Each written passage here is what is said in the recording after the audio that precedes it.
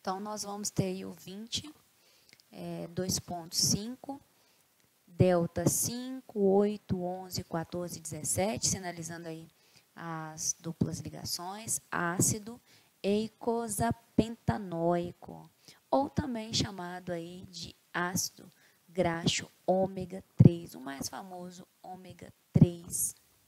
Então, por convenção, os ácidos graxos aí poliinsaturados com uma ligação dupla, né, entre 3 e 4, entre o carbono 3 e 4, são chamados aí de ácidos graxos ômega 3, e aqueles com a ligação entre a dupla aí dos carbonos 6 e 7 são denominados aí de ácidos graxos ômega 6. Então, pessoal, aqui nós temos uma tabela com alguns ácidos graxos que ocorrem naturalmente. Então, nessa tabela nós temos a estrutura, nome sintético, né, as propriedades e também a nomenclatura desses ácidos graxos. Não, como a gente falou no início da aula, esses ácidos graxos, eles são aí pares de carbonos, então a gente tem esqueletos com 12 carbonos, 14, 16, 18, 20, 24, sem duplas ligações, né? Agora, com dupla ligação, a gente tem 16, 18, 18, 18 e 20,4. Os nomes triviais, ou seja, os nomes populares dos ácidos graxos, normalmente eles vão derivar das fontes de onde eles são encontrados em abundância.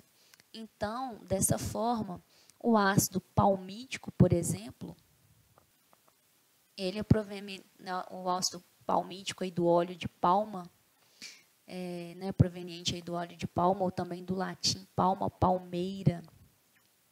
O ácido oleico, proveniente aí do óleo de oliva, ou do latim oleum, né, de óleo. E por assim vai, né? A gente também aí tem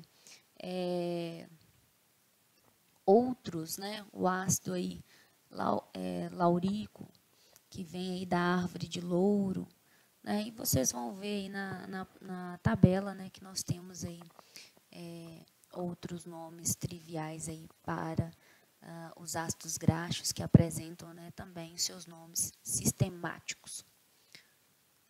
É importante ressaltar, pessoal, que em quase todos os ácidos graxos aí insaturados que ocorrem naturalmente, as ligações duplas elas vão estar na configuração cis, como vocês podem observar aqui, né? A gente observar os ácidos graxos saturados, se vocês olharem aqui o nome sistemático, a configuração desses ácidos graxos estarão aí na configuração cis. Já os ácidos graxos trans, aí, eles são produzidos, né, pela fermentação no rumen de animais leiteiros e também eles são obtidos aí dos laticínios e também da carne, ok? Um ponto importante que a gente tem que destacar é que quanto maior for a cadeia hidrocarbonada, ou também chamada de cadeia acila, ou seja, quanto maior o número de carbonos presentes aí no ácido graxo, e também quanto menor for a quantidade aí de ligações duplas, ou seja, quanto menos ligações duplas esse ácido graxo tiver, menor será aí a solubilidade desse ácido graxo aí em água. É o que acontece, vocês podem observar aqui, nós temos aí a solubilidade a 30 graus, miligramas por grama solvente. Nós temos aí a água e o benzeno, a água representando, então, os solventes polares e o benzeno representando aí os solventes apolares. E o que a gente pode observar? O ácido laurico, ele apresenta uma solubilidade extremamente baixa na água e maior aí no benzeno, né, que é um solvente orgânico, um solvente apolar. E se a gente for observar aqui os outros, né, os demais, pegar esse último aqui, que é o ácido esteárico, né, a gente observa né, que a solubilidade dele em água é extremamente baixíssima, né, já no benzeno já é uma solubilidade maior.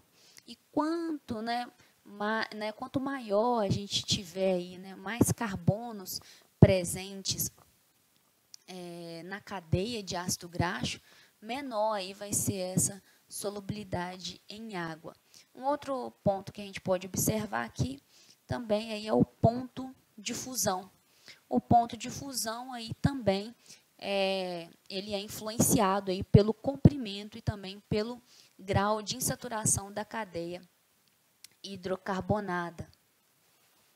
Então, nas cadeias de ácidos graxos aqui, que não apresentam dupla ligação, ou seja, na saturada, a gente observa, né, que quanto maior, né, vamos pegar aqui o último, que é 20 para 0, na verdade, né, são 20 carbonos e 0 de ligações duplas. Então, se a gente comparar esse, né, que apresenta 20, que é o ácido araquídico, na verdade, ele apresenta um ponto de fusão de 76 graus, né, 76,5. Se a gente compara aqui com o ácido laurico, o ponto de fusão já é 44,2. Por quê? Tem menos carbonos. Então, quanto mais carbonos, e se a cadeia também não for insaturada, né, se for cadeia saturada, a gente observa, então, um maior ponto de fusão. E isso, pessoal, acontece por quê? Eu vou apresentar para vocês. Próximo slide. Isso acontece porque os compostos que são saturados, eles tendem, né, se agrupar, tendem a formar blocos. Eles formam, né, eles tomam a forma compacta em arranjos aí quase que cristalinos. E esse empacotamento, né, essa aproximação desses ácidos graxos saturados, isso faz com que, né, isso favorece, na verdade, as interações químicas, as interações de Van der Waals com os átomos de moléculas aí vizinhas. Já os ácidos graxos, né, que são insaturados, ou seja, eles apresentam uma dupla ligação, nesse caso aqui uma dupla ligação do tipo cis, isso força uma dobra na cadeia hidrocarbonada. E essa dobra, ela desfavorece essas interações, essas ligações de Van der Waals. E aí, com isso, eles não ficam tão agrupados, eles não ficam nesse formato compacto. E, dessa forma, as interações elas são mais fracas. Se as interações são mais fortes, o que acontece? O ponto de fusão, ele sobe, ele se eleva. Agora, quando essas interações são mais fracas, mais frouxas, mais instáveis, o ponto de fusão, ele fica menor. Então, por isso, né, que a gente fala que ácido graxo insaturado tem pontos de fusão consideravelmente mais baixos que os ácidos graxos saturados de mesmo comprimento de cadeia, que é o que acontece aqui com o ácido esteárico, que apresenta 18 carbonos, mas não tem dupla ligação. E o ponto de fusão é quase 70 graus, né? Agora, se a gente olha aí o ácido oleico, que também tem a mesma quantidade de carbonos, né, 18, porém apresenta uma estouração, por isso aqui, né, tem referenciado 18 para 1, tem um ponto de fusão de 13 graus, beleza?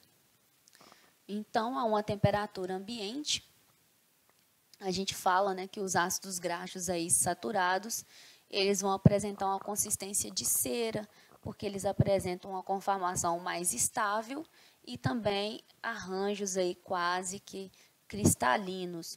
Já aí os ácidos graxos insaturados, ou seja, que apresentam aqui as duplas ligações, do mesmo comprimento, eles vão se apresentar aí no estado líquido. Por quê? Porque os arranjos são mais instáveis e as interações são mais fracas.